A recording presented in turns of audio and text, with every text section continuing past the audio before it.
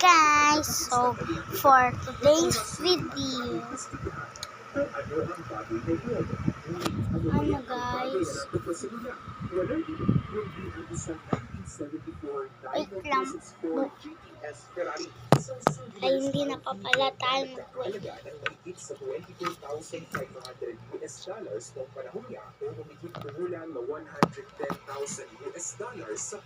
Yan guys, so samahan niyo ako mag-supply. Dahil dito, ang kotse ay kanilang ilistang bilang stolen vehicle o patuloy na iniimbestigahan ang totoong nangyari kung bakit nagkaroon ng sasakyan sa kanilang bakuran. Sa patuloy na investigasyon ay hirap nalaman supply na ang sasakyan na ito ay binili ng isang buhok nagnanalang Cruz mula sa Hollywood sports car. Ang preferred dealer ng mga mayayaman at tanyag ng mga personalidad bilang regalo sa kaarawan ng kanyang asawa. Pinatakbo niya ito. So, tapos na guys.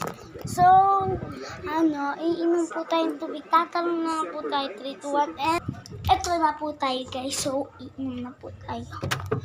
Yan po, iinom.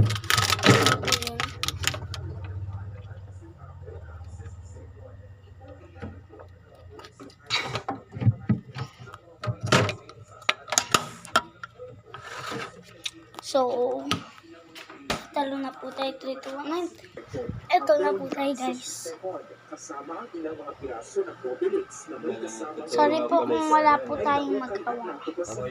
Simulan na ng mga dalihasa na pagbubuhin ang mga artifacts at sa kasalukuyan ay nakadisplay sa Grand Egypt Museum. Ang Ramses II ay madalas na ituturing na pinakadakilang faraon na namahala sa imperyo ng Egypt at naniniwala siyang nilikhaang mundo sa Heropolis, modern-day Mataria. Ang pinakabagong katuklasan na ito ng kasaysayan ay maaaring makatulong upang masimulan ang industriya ng turismo ng Egypt na labis na nagpusa sa huling 6 na taon dahil sa kaguluhan sa politika at pag-atake ng terorista.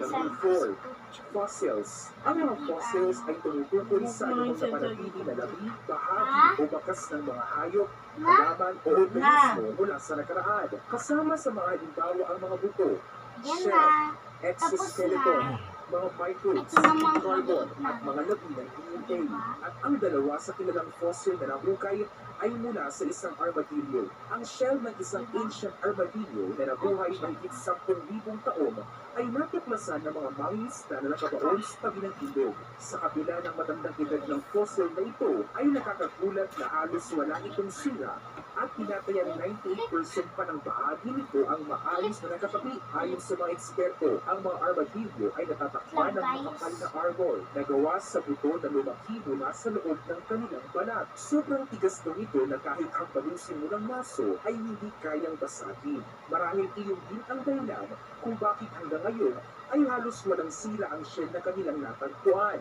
Ang kanilang mga shell ay napakabigat dahil ang ilan sa mga ito ay may timbang na higit sa 1,100 pounds na umaabot sa 20% ng kabuuang timbang ng katawan nila. Ang species ay nawala na sa pagtatapos ng huling ice age sa panahon Hindi na po ako ng magtatagal. Bye-bye! Bye-bye! Mga 10,000 taon na ang